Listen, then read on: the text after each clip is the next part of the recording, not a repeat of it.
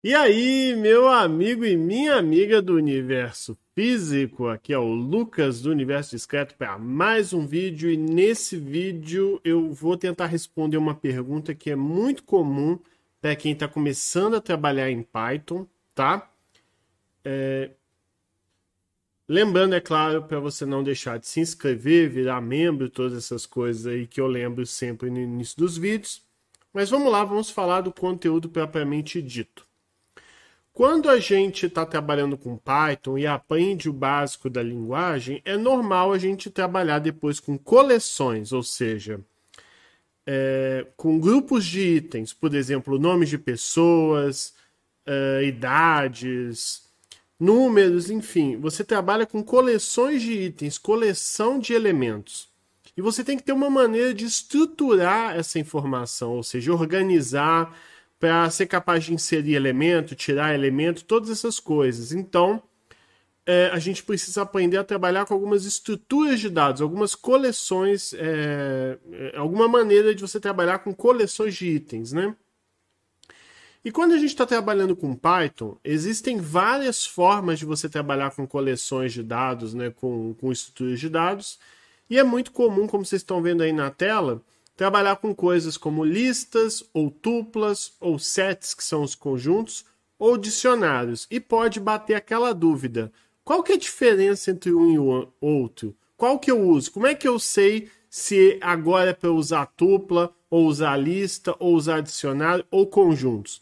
A ideia desse vídeo é tentar responder isso aí para vocês e diferenciar esses conceitos um do outro, né? Para justamente vocês saberem quando é melhor usar uma coisa ou outra. Então, eu vou tentar resumir aqui. Eu não vou falar tudo sobre listas, tudo sobre tuplas. Eu só vou tentar falar o mais rápido possível para diferenciar as coisas, tá bom? E dito isso, pessoal, vou até inserir uma célula de texto aqui.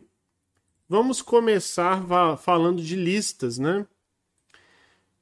Listas, o que elas são? As listas nada mais são do que versões de vetores do Python. Tudo bem que existem implementação de vetores em outras bibliotecas como NumPy, NumPy, né? Você tem o array lá, né?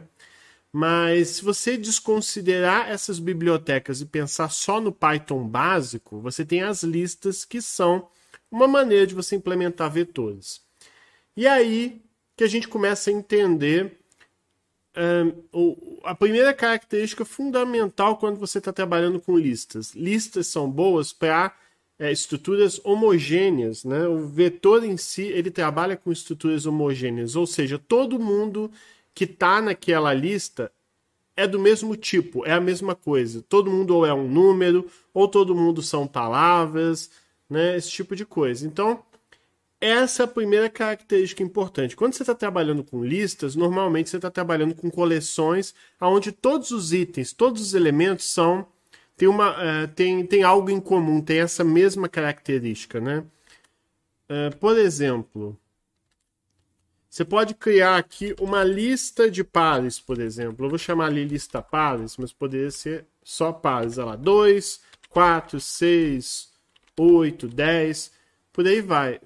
Faz algum sentido isso ser lista? Faz, porque todo mundo é um número inteiro, todo mundo é um par. Então, esse já é um primeiro indicativo para você trabalhar com lista, né? Todos os elementos em si terem essa característica em comum.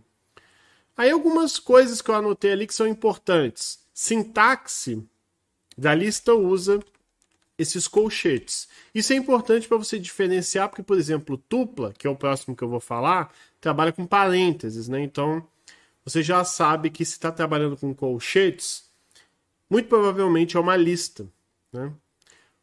Outra característica muito importante da lista é que ela é mutável.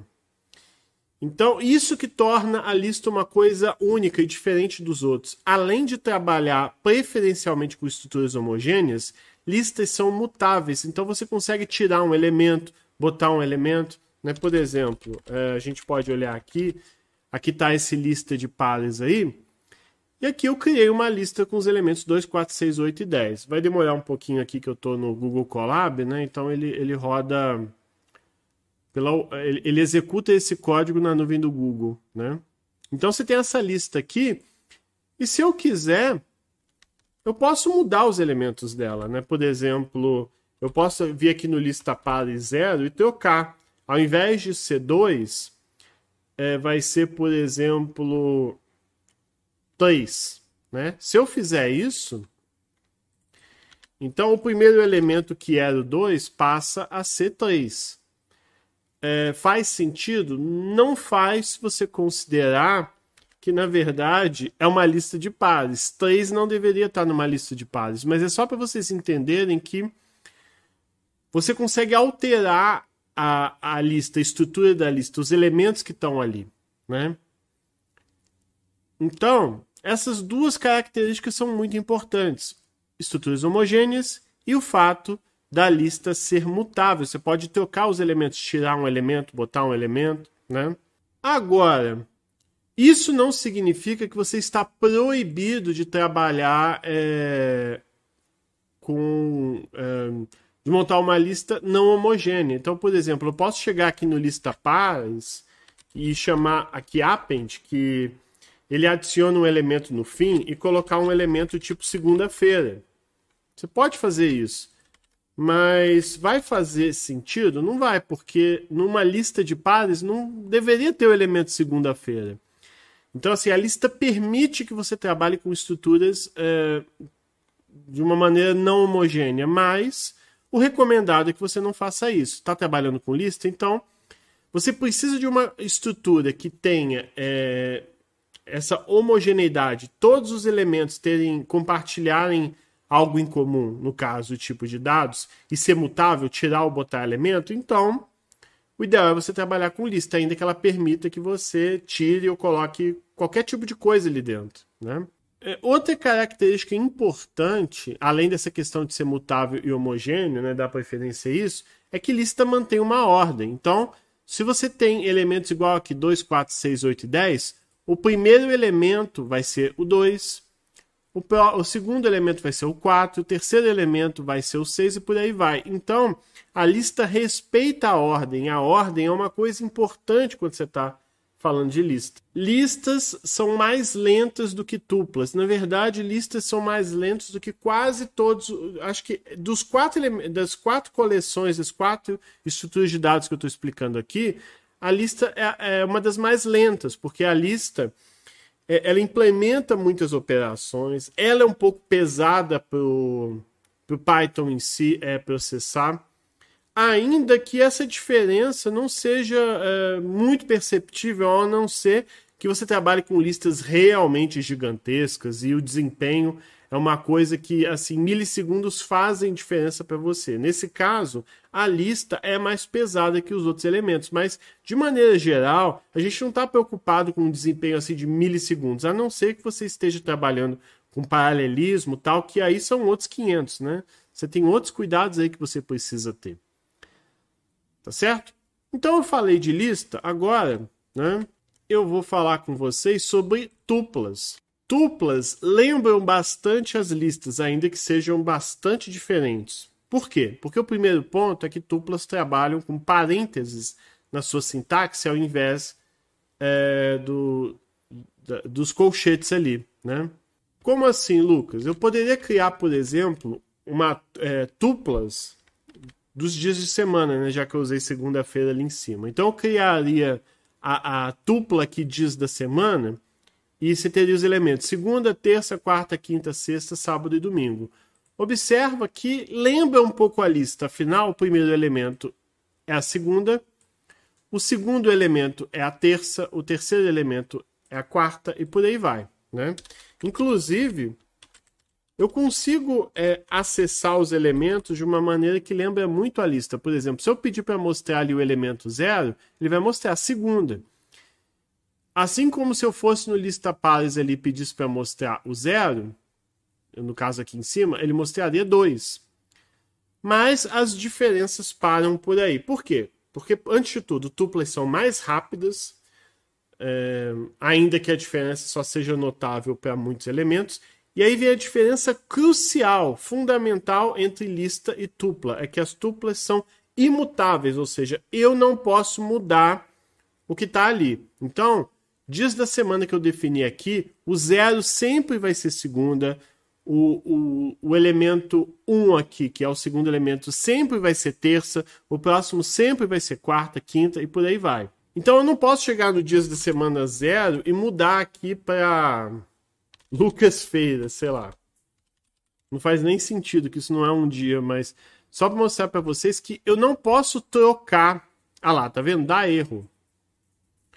Tupla não suporta, não permite atribuição de elementos. Então, tuplas são constantes.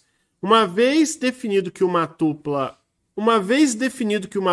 vai conter elementos A, B, C, D, acabou. Você não pode inserir, você não pode remover, você não pode mudar. Elas são imutáveis. Então, essa é a diferença em relação à lista. Então, se você precisar trabalhar com algum elemento um conjunto de elementos que é constante, não muda, e ninguém pode alterar isso, o programador não pode alterar isso, então, tupla é o que você precisa. Então, tirando esse aspecto de ser imutável, é muito parecido com lista. Lembrando que elas são mais eficientes, mais rápidas do que as listas, né? Agora vamos falar dos sets, são os conjuntos. Quando a gente fala de set, conjunto, o conjunto é igual mesmo o conjunto da matemática, sabe? Por exemplo, aqueles diagrama de Venn lá que você tem... que você tem a interseção entre conjuntos, a união entre os conjuntos, esse negócio todo. Então, os sets, os conjuntos, eles são a implementação Python do conceito de conjuntos da matemática, aqueles diagramas de Venn e tal. Tanto que os sets do Python, né, os conjuntos aí, ele também vai implementar métodos de união, de interseção, ele tem essas operações aí. E o que isso muda na prática em relação à lista e tupla? A primeira coisa é que conjuntos não existe o conceito da ordem. O primeiro elemento, você não vai ter o elemento 0, o elemento 1, o elemento 2. Você não tem a especificação de ordem num conjunto, né? Então não tem o primeiro, segundo, terceiro conjunto. Na verdade, o conjunto, o set do Python, está mais preocupado se tem o elemento ou se não tem, né? Como assim, Lucas? Eu posso criar aqui, por exemplo, só para vocês verem, um conjunto contendo alguns canais do Science Vlogs aqui, que eu gosto de usar o exemplo de canais do Science Vlogs, né? Por exemplo, o primeiro elemento que eu adicionei aqui é o canal do Pirula, depois o Manual do Mundo, depois Nunca Vi um Cientista. Legal, então esse é um conjunto que tem 3 elementos, mas observa que o elemento 0 não é o canal do Pirula, né? Eu botei até um exemplo aqui para vocês verem. Se eu tentar acessar o elemento 0, não faz sentido. Ele diz que não suporta indexação, né? Então, o elemento 0 não é o canal do Pirula, o elemento 1... Você não tem essa coisa do elemento 0, 1, 2, 3. Você não tem indexação quando a gente fala de conjuntos em set. Outro ponto é que ele não permite valores duplicados. Então, não faz sentido eu chegar aqui e adicionar canal do Pirula de novo. Se eu tentar fazer isso, vamos ver o que acontece. Ele simplesmente vai ignorar. Já existe o canal do Pirula nesse conjunto, então eu não vou adicionar de novo. Então, observa que ele é completamente diferente de tuplas e listas. Pois não existe ordem, não existe indexação e não permite valores duplicados. Então, observa que ele não existe essa coisa de ordem, não tem... o primeiro, segundo, terceiro elemento, não tem essa coisa de indexação e não permite elementos duplicados, né? É igual o conjunto mesmo da matemática. Você não vai ter 2 elementos iguais, os elementos são únicos aqui, né? São como os conjuntos da matemática e uma característica é que os conjuntos são rápidos, né? São mais rápidos do que listas. Em relação à tupla, eu realmente não sei, mas... A questão é que num conjunto você pode adicionar ou remover elementos, né? E como é que eu posso adicionar um elemento aqui? Vamos supor, eu vou adicionar aqui o universo discreto. É só eu chamar aqui o método add, né, de adicionar, e adicionar ali o universo discreto. Então, se eu fizer isso, acabou. O universo discreto faz parte desse conjunto também. Então, é simples assim que você adiciona um elemento, por exemplo. Agora, talvez você pergunte, mas para que eu vou precisar disso, Lucas? né? Qual que é a utilidade disso? Vai ter situações que às vezes você só quer saber se existe o elemento ou não no conjunto para fazer alguma coisa. Por exemplo, eu tenho esse código aqui, fica muito fácil fazer, por exemplo, um if.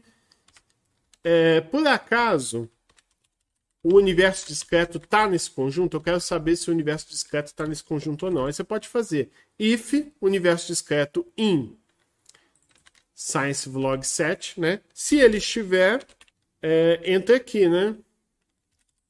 Está no grupo. Caso contrário, não está. Então, eu verifico. Se o universo discreto está no grupo, ele vai printar. Está no grupo. Olha lá, e printou. Se eu escrever outra coisa, então não está no conjunto, ele vai cair no else e vai dizer não está. Então, acaba que o conjunto ele é muito útil para esse tipo de verificação.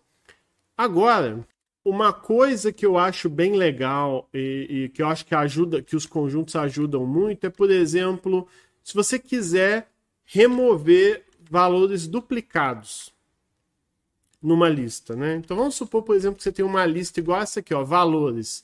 Aí você tem um monte de elemento duplicado. Eu quero remover as cópias. Como é que eu faço para remover as cópias de um jeito fácil, né? Prático? Simples. É só você pegar essa lista e transformar ela num conjunto. É só você chamar o construtor set, né? Esse método aqui, esse construtor set, ele cria um conjunto. E ele pode criar um conjunto vazio, que é assim, só chamar set sem nada dentro. Ou você pode passar um conjunto de elementos ali dentro, inclusive uma lista. Então, se você passa uma lista para o construtor de conjunto, ele vai retornar, ele vai criar um conjunto e esse conjunto passa a não ter cópias mais. Quer ver? Então, é um jeito bastante simples. Ah lá, eu tinha um monte de cópias aqui, transformei em conjunto, não tem mais cópias. Ah, Lucas, mas eu não queria trabalhar com conjunto, eu quero que ele volte a virar uma lista. Ok. Se eu não me engano, é só você chamar o construtor de lista aqui antes e está resolvido. Né? Ah lá, agora você criou uma lista sem as cópias, sem as duplicações anteriores. Agora, tem vários outros exemplos. Esse é só um exemplo que me veio à mente agora, que eu acho que é muito útil.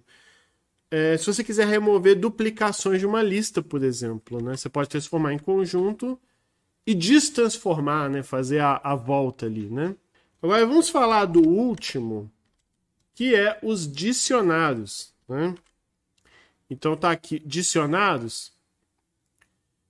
Dicionários é bem diferente de todos os três que eu falei antes. O que é um dicionário? Né? Você pega um dicionário assim, tipo dicionário de português mesmo, dicionário comum, né?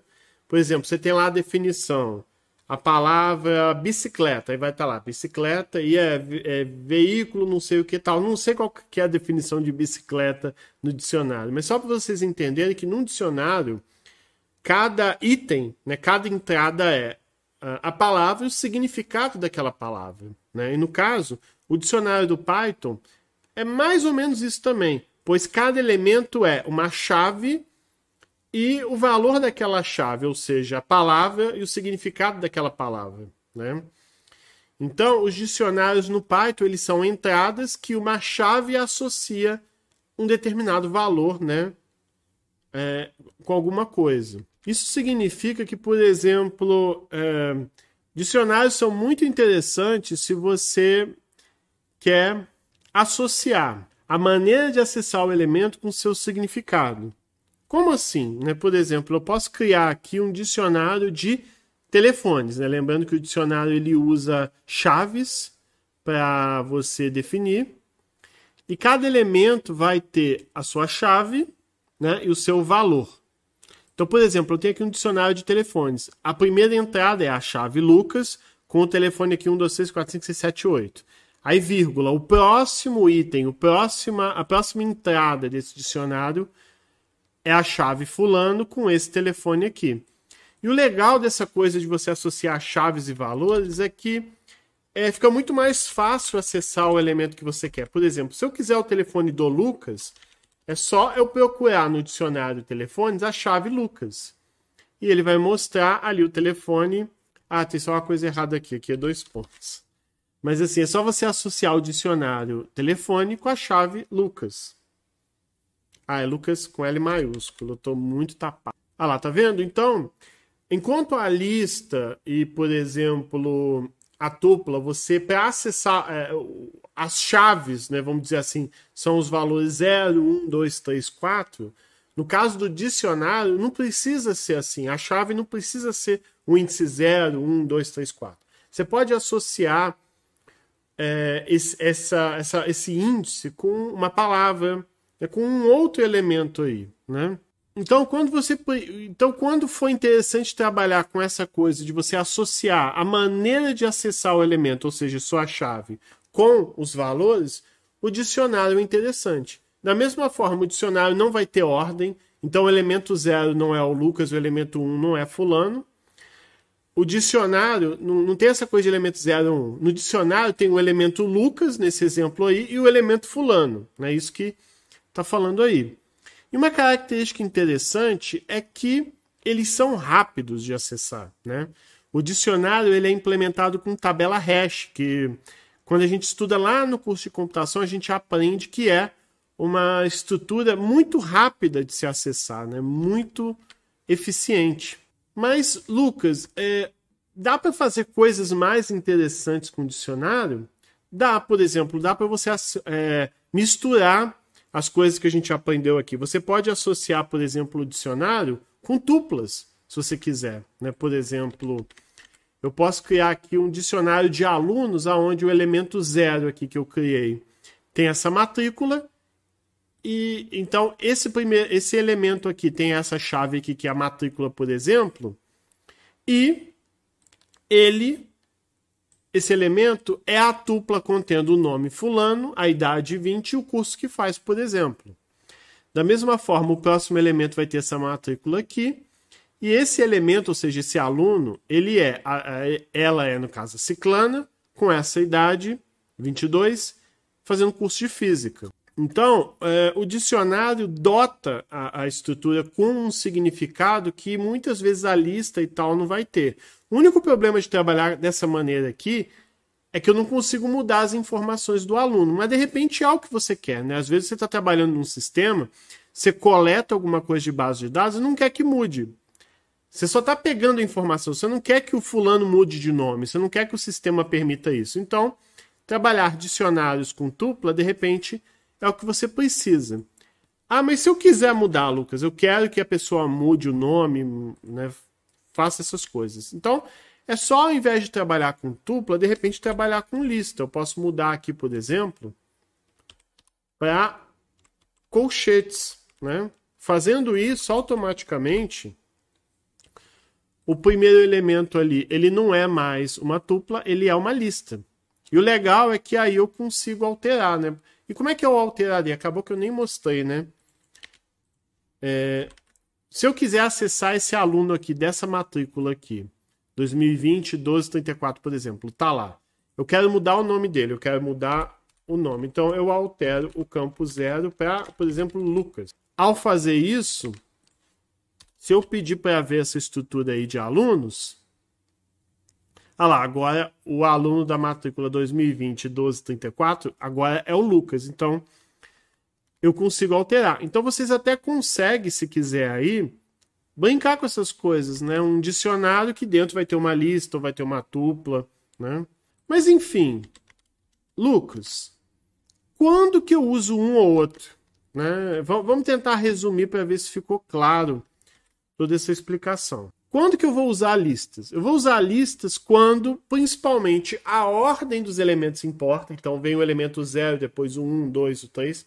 Isso importa e eu permito que a lista possa ser modificada. Eu posso inserir um elemento, posso remover um elemento, eu posso mudar o elemento que eu tinha para outra coisa.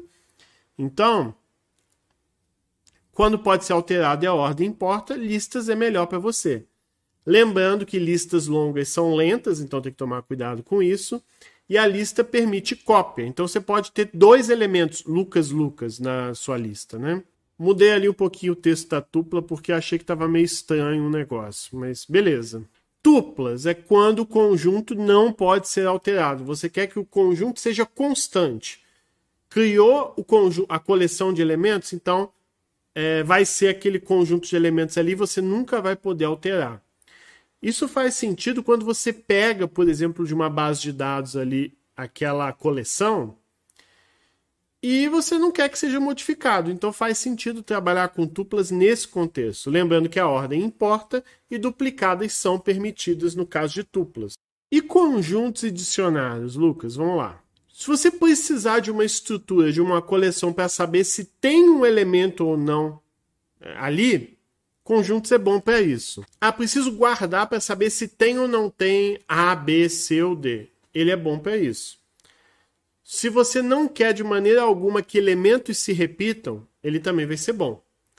Conjuntos são rápidos, tem que lembrar isso também. Lista é o mais flexível, é o que permite mais coisas, entretanto, são as mais ineficientes. Não que vai ser muito ruim, muito lento, a não ser que você trabalhe com milhares e milhares de elementos e desempenho seja uma coisa muito crítica. Aí é bom tomar cuidado, mas tirando isso, tuplas são mais rápidas e conjuntos também são mais rápidos.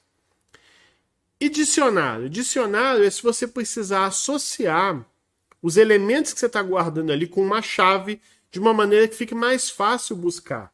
Então, se você tiver, por exemplo, tipo aqueles guias telefônicos antigos, sabe? Tem que achar essa pessoa aqui, fulano, e os dados dela tal.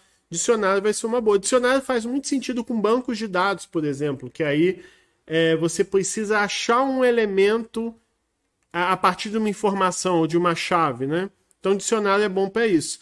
Listas, tuplas e conjuntos, você não tem essa associação direta. A associação é feita por índice, no caso de listas e tuplas. Conjunto, nem isso, né? Então, se você precisa achar o elemento em cima de uma informação, ou, por exemplo, uma chave, dicionário é bom para isso. Buscar elemento dentro de lista é péssimo.